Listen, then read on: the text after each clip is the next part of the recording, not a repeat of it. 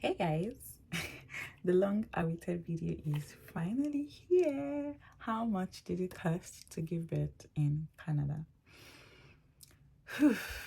Okay, so let me preface this by saying that I'm coming from the UK, so UK to Canada, and that is what we will be talking about in this video. If this is something you're interested in, keep watching, and please like, comment, subscribe, all of the good things. Also, let me know if this was within what you expected, how you think the figures sound, and all of that good stuff. Okay, let's begin.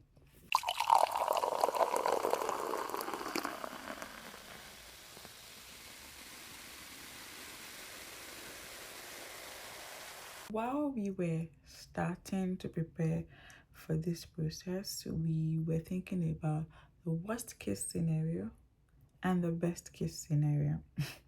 So the best case scenario would have been to have a home birth, which is what I really wanted, not just because of the price point, but because of just the experience of it, just having a physiological birth that is undisturbed by medical procedures and all.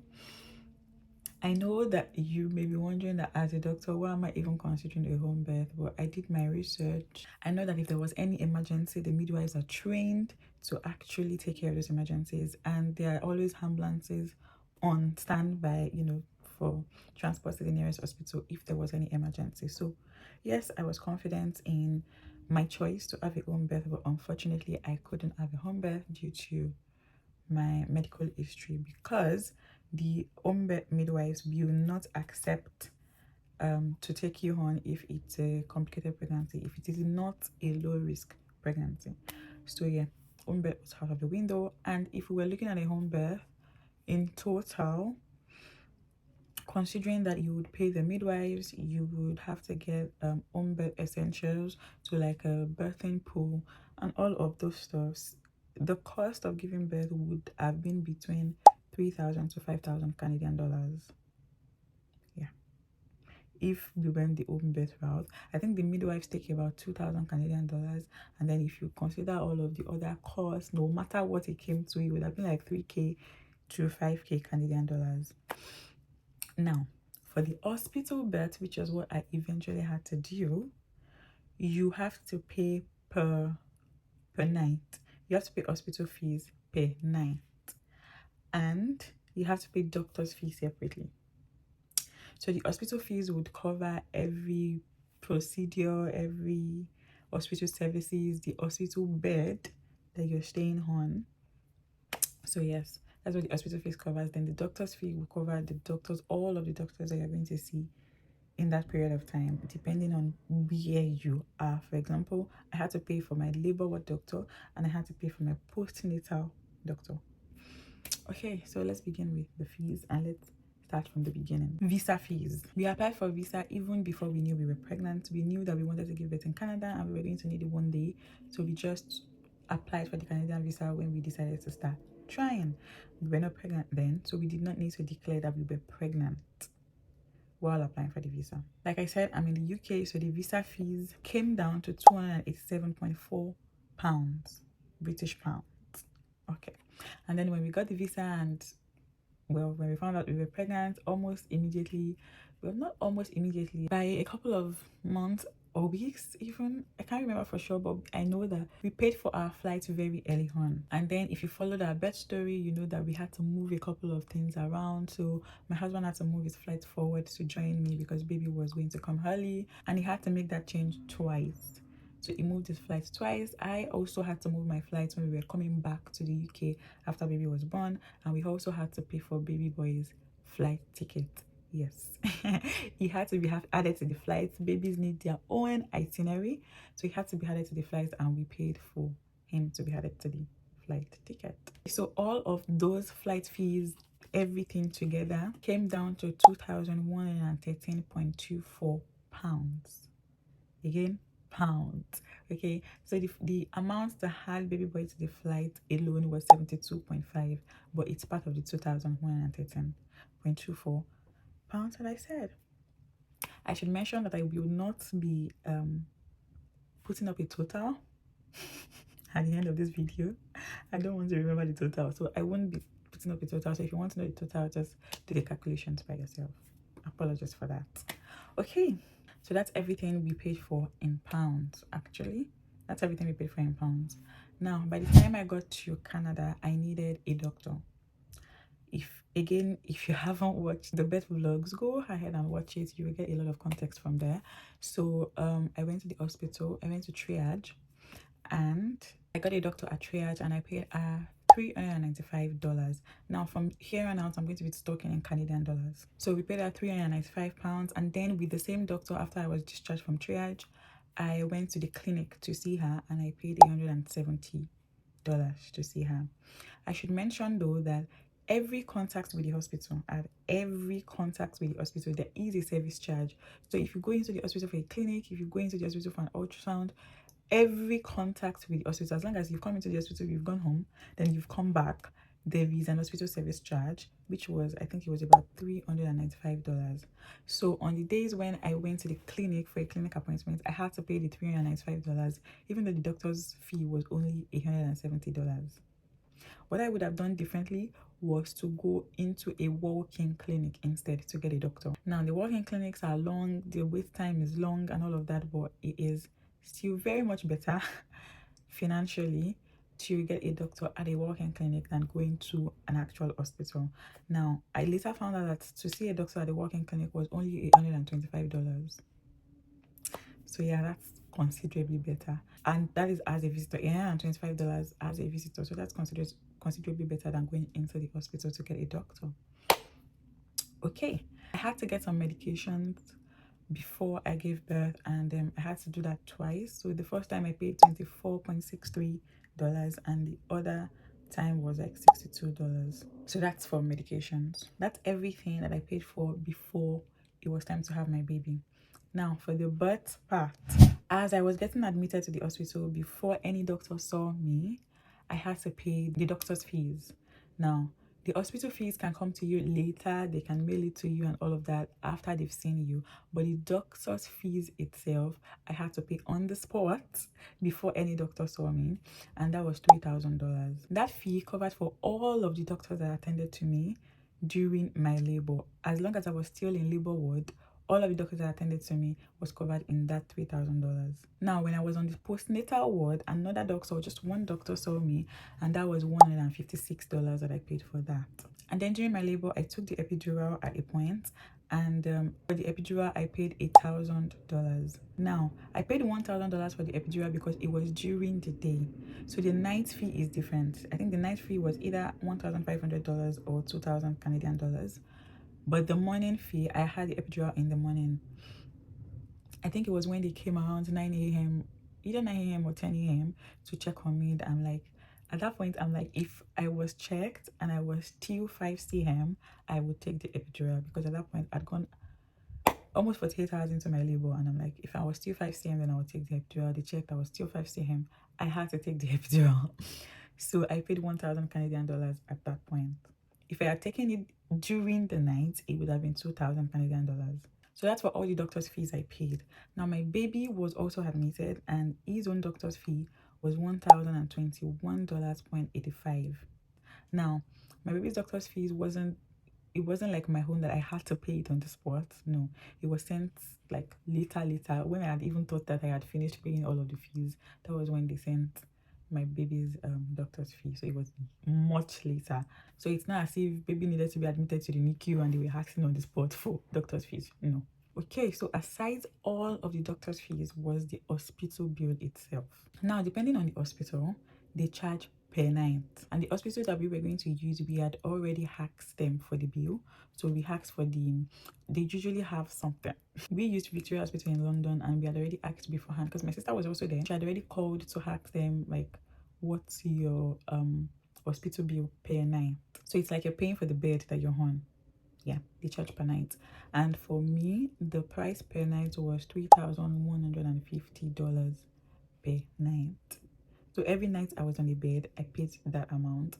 And then for a baby, it was, I think, $4,250 per night. So every night baby was on the bed, it was $4,250. Okay, but there are also some other things like in the hospital bills that you'd have to pay for. But ultimately, I stayed in the hospital for 3 nights. My baby stayed for 2 nights. So in total, my own hospital bill came in total, the 3 nights and all of the other things came to $11,812.92. And my baby's hospital bill came down to $8,756.05. I should mention that staying 3 days in the hospital for an induced birth is wonderful. It's actually a good thing.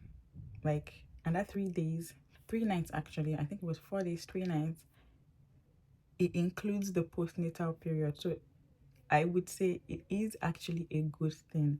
It is, in the case of induction, best case scenario.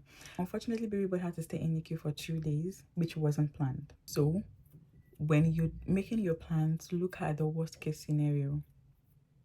Birth is unpredictable. It can go however way, but with God on our side, everything would be fine. And then this is optional, but because I was considering a home birth, I really wanted it, and that's a doula. If you guys watched my birth vlog, somewhere there you can see Joy. She was my doula. She was really helpful. If I was considering a hospital birth and my sister wasn't going to be there, I would definitely have considered getting a doula also, if I knew I was going to have a hospital birth and I didn't have my sister. But because I had my sister, there really wasn't much for her to do, but she still supported me in so many ways, things that we didn't even know that she actually told us. And then if I had done a home birth, a doula would of course be very vital. I wouldn't advise anybody to do a home birth without a doula, even if you're going to have your birth partner available. So my doula cost $1,695. It was the payment was in two, so we paid half of it before we left the UK, and then we paid the rest when we got to Canada, very close to the birth. I think it was due on the 37th week, so it was like just before I went to the hospital, I paid the 50% payment. So yes, that was everything that we paid for during the birth period. Now after birth, there is also the newborn checks, postnatal checks, and all of that, but we opted to do that at the walk-in clinics because at this point we had figured out that you had to pay the hospital service charge at every point. So we were also not discharged from the hospital. My baby, this time around, my baby was also not discharged from the hospital, so there was no we're going to do a follow-up. We signed a DAMA form from the hospital, so there was no we're going to do a follow-up with any doctor. So we went to the walk-in clinic to have him have a newborn check, and then I also had my postnatal check at the walk-in clinic. The postnatal check was like close to when we were leaving at like 3 weeks, and then baby boy had his newborn check like I think it was a week or so after we left the hospital. So like I said earlier, the walk-in clinic is $125 for every visit. As visitors, $125 for every visit. So I had one postnatal check, baby boy had one newborn check. And of course, since he's a boy, he had to get circumcision done, and that cost $350. So for the circumcision, we just got a referral from the walk-in clinic to a doctor, and the doctor was just at the upper floor of the walk-in clinic, so it was easy to just do that. And we also told them that we were leaving soon, so they kind of expedited it for us, and we were able to get the circumcision done in time. Now, apart from all the birth stuffs, we still paid for when we went to Canada for the Canadian passport. So for the process of that, we had to take passport photographs. We needed 2 passport photographs for the application, and we also told them to give us 2 passport photographs for Canadian passport application and 2 passport photographs for Nigerian passport application, because we knew that down the line we would want to apply for his Nigerian passport, right? For those 4 passport photos, we paid $42.92. When we were applying for his birth certificate and doing the birth registration, we paid $25. To apply for the passport itself is $57, but we paid for some kind of fast track, and that was additional $50. So for the passport, we paid $807. And then when we got the passport to come to the UK, it's like a kind of visa, but it's not a visa. To come to the UK, that's the electronic travel authorization, ETA. We paid $31 32. And that ETA allows baby boy to come into the UK. And yeah, that's everything we paid to have our baby in Canada. This is aside accommodation. Thankfully, my sister accommodated us, thank God, so we didn't have to pay for any accommodation. This excludes feeding, transportation, this excludes all the Uber fees, this excludes all the baby essentials that we had to buy, because even all of the things that we had here already in the UK already, we had to kind of buy them again over there, but we opted to buy off Facebook Market, so it was way cheaper. So things like the cot, things like baby bath, things like car seats, we had to get all of those things again to be able to, you know, move around and do things. Somewhere for baby to sleep, somewhere for baby to bath, all of that. And then of course grooming for us. I made my hair, my husband made his hair.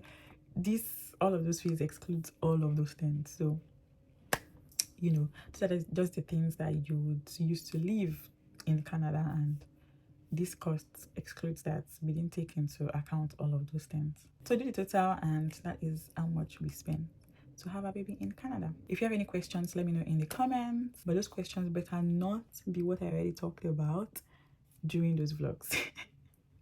If you haven't watched the vlogs, go watch. It's very detailed. From the moment that we decided that we wanted to have a baby to the moment that we had the baby, everything was recorded, and it's all in the All Things Baby playlist. I think I will link that up here. I will link that up here in the cards, so you should check it out. If you have any questions, let it not be any of the things we already discussed, okay? Unless you want clarification, of course. Yes, I'll answer. All right, I'm going to sit down to film a Q&A of things that has to do with this giving birth in Canada. So if you have any questions, put it down in the comments also, and I'll compile that and do a Q&A of some sort. If you need any clarifications also about this money parts, put it also in the comments and I'll get to it. I'm also going to film about my experience giving birth in Canada, so you can anticipate that. I'm going to tell my birth story also, because I mean, I know you've seen the vlogs, but you need to hear it from my mouth how things went. And if I'm telling the birth story, I'm also going to let my husband come on here and tell his own side of the birth story, because I mean, I know that man's eyes saw things too. I wish I could have my sister on here to tell her own side of the story too, because she too, she saw things. Anyways, thank you guys. As usual, please like, comment, subscribe, share this video far and wide to everybody that you think needs it, and yeah, I would see you in my next video. Bye guys.